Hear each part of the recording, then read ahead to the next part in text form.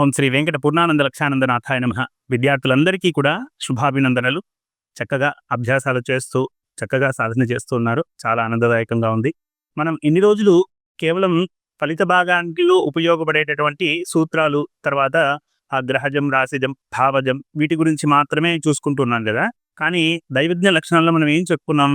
అద్వేషి, నిత్యసంతోషి, గణిత ఆగమ పారగః అని చెప్పుకున్నాం కదా. మరి దాంట్లో గణిత భాగం కూడా మనకు తెలుసుండాలిగా.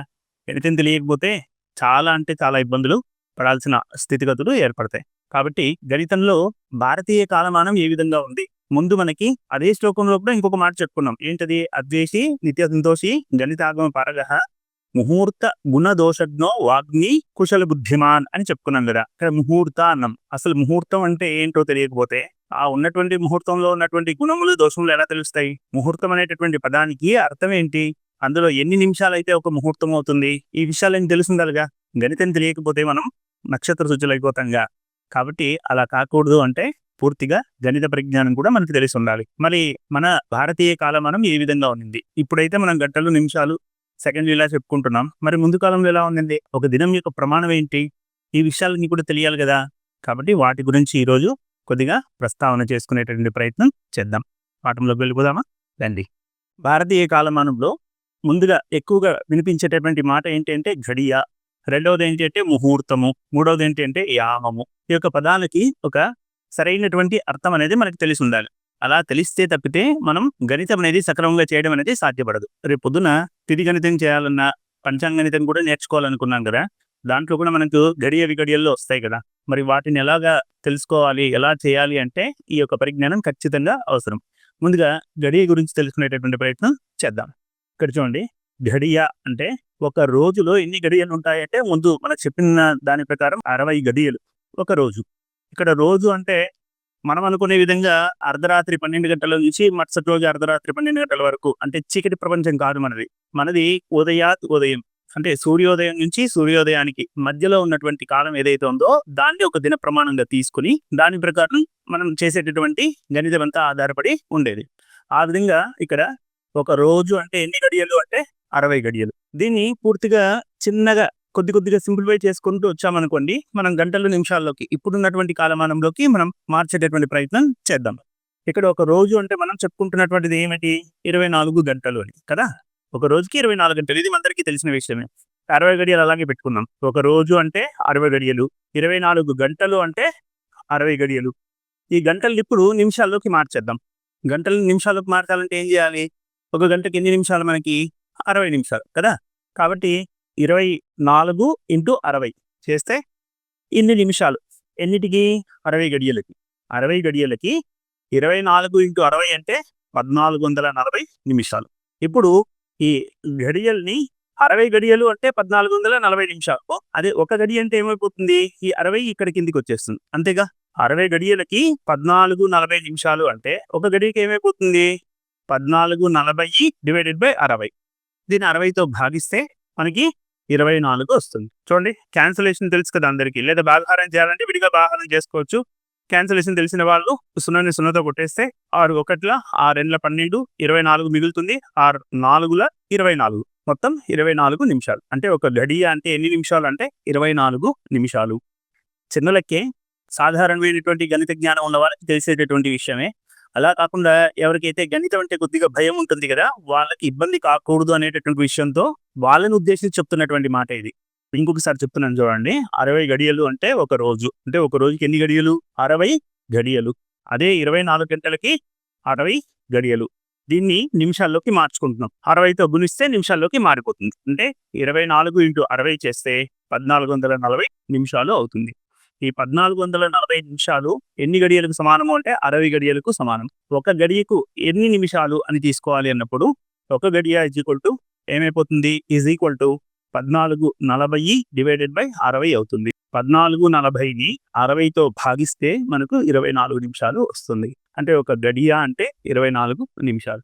ఒక గడియ అంటే 24 నిమిషాలు. అదే 2 గడియలు అంటే దీన్ని 2తో గుణిస్తాం. అంతేగా. 2 గడియలు అంటే 48 నిమిషాలు. ఇది ఎందుకు అనే విషయం తర్వాత చెప్పుకుందాం. ఒక గడియ అంటే 24 నిమిషాలు, ఇది గుర్తుపెట్టుకోవాలి.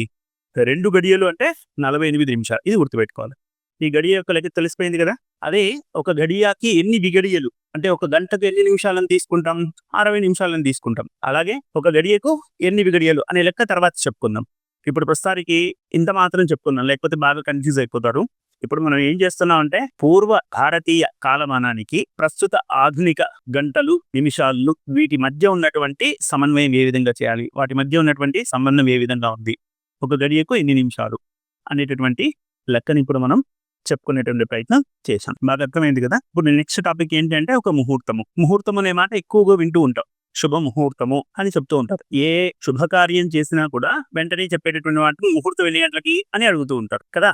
అలా అడిగినప్పుడు ఆ ముహూర్తం అనేటటువంటి పదాన్ని ఇక్కడ మనం నిర్వచించుకుంటూ వద్దాం. ఇంతకుముందు చెప్పినట్టుగా ఒక రోజు, భారతీయ కాలంలో ఒక దిన ప్రమాణం, ఒక రోజు అంటే ఎన్ని ముహూర్తాలు అంటే 30 ముహూర్తాలు. అంటే పగటి సమయంలో 17 ముహూర్తాలు, రాత్రి సమయంలో 15 ముహూర్తాలు. వాటికి పేర్లు కూడా ఉందండోయ్. అవి మనం తర్వాత చెప్పుకునేటటువంటి ప్రయత్నం చేద్దాం. ముహూర్త భాగం చెప్పుకునేటప్పుడు అందులో పంచాంగ గణితము, ముహూర్త గణితము ఇవి చెప్పుకునేటప్పుడు దాంతో పాటుగా మనం ముహూర్తాలు ఎలా పెట్టుకోవాలి, ఒక ఏ శుభకార్యానికి ఏ నక్షత్రాలు, ఇవన్నీ చెప్పుకునేటప్పుడే మనం ఎన్ని ముహూర్తాలు ఉన్నాయి, ఆ ముహూర్తాలకు ఉన్నటువంటి పేర్లు ఏంటి, ఏ ముహూర్తాలు వేటికి పనికి వస్తాయి, పనికిరాదు అనే విషయాల్ని తర్వాత చెప్పుకునేటువంటి ప్రయత్నం చేద్దాం. ప్రస్తుతానికి ఒక రోజు అంటే 30 ముహూర్తాలు, ఇది గుర్తుపెట్టుకోవాలి. అంటే 24. దీన్ని కూడా ముహూర్తాన్ని ఏం చేస్తున్నామంటే ఇప్పుడు నిమిషాల్లోకి మార్చేస్తున్నాం.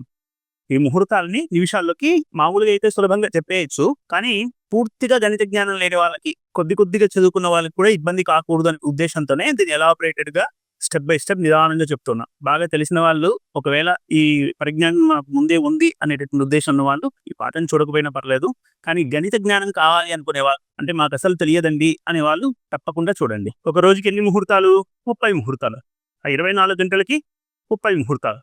దీన్ని గంటల్ని మళ్ళీ ఏం చేస్తున్నాం, నిమిషాల్లోకి మార్చేస్తున్నాం. అంటే 24 × 60 నిమిషాలు ఈజ్ ఈక్వల్ టు 30 ముహూర్తాలు. ఇక్కడ 24ని 60తో గుణిస్తే మనకేమొస్తుంది, 1440 వస్తుంది. 1440 ఎన్ని ముహూర్తాలకు సమానం అంటే 30 ముహూర్తాలకి సమానం. ఇప్పుడు ఈ యొక్క 30 ముహూర్తాలు 1440 అయితే ఒక ముహూర్తం ఎంత అవుతుంది? 1440 దానిని 30తో భాగించాలి. ఈ 30 ఇక్కడ కిందికి వచ్చేస్తుంది కదా, భాగాహారం. ఇక్కడ గుణకారంలో నుంచి ఇక్కడికి ఈక్వల్ టు కట్టకి వచ్చేసరికి ఏమైపోతుంది, భాగాహారంలో వచ్చేస్తుంది. అలా వచ్చినప్పుడు 1440 డివైడెడ్ బై 30 ఇలా చేసినప్పుడు క్యాన్సిలేషన్ ప్రకారం అయితే 0ని 0తో క్యాన్సిల్ చేసేస్తే 3 1 3 4 12, ఇంకెంత ఉంటుంది ఇక్కడ 24 ఉంటుంది. 3 8 24 అంటే 48 నిమిషములు. ఒక ముహూర్తానికి ఎన్ని నిమిషములు? 48 నిమిషములు. ఇంతకుముందు ఇక్కడ చెప్పుకున్నాం 2 గడియలు ఈక్వల్ టు 48 నిమిషములు అని. దీన్ని ఇక్కడ అన్వయం చేసేటటువంటి ప్రయత్నం చేసాం అనుకోండి, అప్పుడు ఏమైపోతుంది, 2 గడియలు ఈక్వల్ టు ఒక ముహూర్తము. అర్థమైందా? ఇప్పుడు మామూలుగా ఒక ముహూర్తము అని చెప్తూ ఉంటారు. ముహూర్త కాలము అంటే చాలా మందికి తెలియక ఏం చేస్తుంటారంటే 9 గంటల నుంచి 10 గంటల మధ్య శుభ ముహూర్తం నందు రాసేస్తుంటారు. నిజంగా శాస్త్రం తెలిసిన వాళ్ళైతే ఒక ముహూర్తము అంటే ఎన్ని నిమిషాలు ఉండాలి, అక్కడ 48 నిమిషాలు ఉండవలసినటువంటి స్థితిగతులు ఉంటాయి. చూడండి, ఒక ముహూర్తం అంటే 48 నిమిషములు. దీన్ని గడియలోకి మారిస్తే ఒక ముహూర్తము అంటే 2 గడియలు, ఒక ముహూర్తం అంటే 48 నిమిషాలు, 45 నిమిషాలు అంటే 2 గడియలు. ఈ గణితం అర్థమైంది కదా.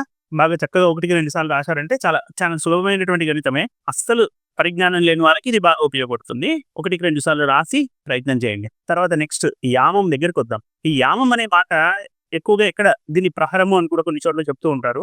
ఈ యామము అనే మాట ఎక్కడ ఎక్కువ వాడుతూ ఉంటారంటే మామూలుగా మనకి శివరాత్రి మహోత్సవం జరుపుకునేటప్పుడు, శివరాత్రి దేవాలయాల్లో రుద్ర అభిషేకాలు అవి జరిగినప్పుడు మొదటి యామ పూజ, రెండవ యామ పూజ, ఇది ఇలా యామము అని ఎప్పుడో వాడుతూ ఉంటారు. అసలు యామం అంటే ఏంటి అంటే ఇక్కడ చూడండి, ఒక రోజుకి ఎన్ని యామములు ఉంటాయి అంటే 8 యామములు ఉంటాయి. ఒక రోజు అంటే 8 యామములు, అంటే 24 గంటలు అంటే 8 యామములు.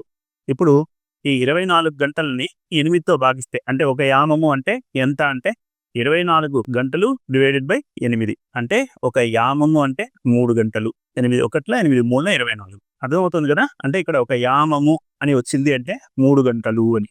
మనం ఇంతకుముందు గ్రహణ గణితం చెప్పుకునేటప్పుడు కూడా 3 యామముల కాలము అని ఒక చోట, 4 యామముల కాలం అని చెప్పి ఇంకొక చోట చెప్పుకోవడం జరిగింది. గ్రహణం సంబంధించినటువంటి విషయాలు చెప్పుకునేటప్పుడు, అంటే ఏ రాసులకి ఏ నియమాలు పాటించాలి అని ఒక పాఠం చెప్పుకున్నాం. అక్కడ కూడా మీరు ఒకసారి గమనిస్తే ఈ యామం అనేటటువంటి పదం అక్కడ కూడా మనం ఉపయోగించాం. ఒకసారి అవకాశం ఉన్న వాళ్ళు ఆ వీడియోని కూడా చూడండి. ఇప్పుడు ప్రస్తుతానికి మనం గుర్తుపెట్టుకోవాల్సిన విషయం ఏంటి అంటే, ఒక రోజు అంటే 8 యామములు, ఒక రోజు అంటే 30 ముహూర్తములు, ఒక రోజు అంటే 60 గడియలు.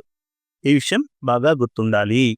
కాబట్టి జ్యోతిష పరిజ్ఞానం కావాలి అన్నప్పుడు కేవలము ఫలిత భాగమో, నక్షత్రాల గురించినో లేదా కేవలం రాసుల గురించినో తెలుసుకుంటే సరిపోదు. గణితం కూడా తెలిసి ఉండాలి. గణితంలో భాగంగా ఇది సూక్ష్మ గణితమే. అంటే ఇది మనం కేవలం ప్రాథమిక అంశంగా చెప్పుకునేటువంటి గణితం ఇప్పుడు మనం చెప్తున్నాం. భవిష్యత్తులో పంచాంగ గణితం దగ్గరికి వెళ్ళేసరికి ఇంకా కొన్ని కఠినమైనటువంటి అంశాలు చెప్పుకోవాల్సినటువంటి స్థితిగతులు ఉంటాయి. అది రావాలి అంటే దానికి బేస్ ఏంటి, మూలం ఏంటి అంటే ఈ యొక్క విగడియలు. విగడియల గురించి తర్వాత చెప్పుకున్నాం. అందరికీ పాఠం అర్థమైంది అనుకుంటున్నాను. ఇక నేటి ప్రశ్న, ఒక రోజుకి ఎన్ని యామములు ఉంటాయి? ఓం శ్రీ వెంకట పూర్ణానంద లక్షానందనాథాయ నమః. శ్రీమాత్రే నమః. ఇప్పటి వరకు జరిగిన పాఠాలలోని శ్లోకాలను PDF రూపంలో అందించడం జరిగింది. లింక్ కోసం డిస్క్రిప్షన్లో గమనించగలరు.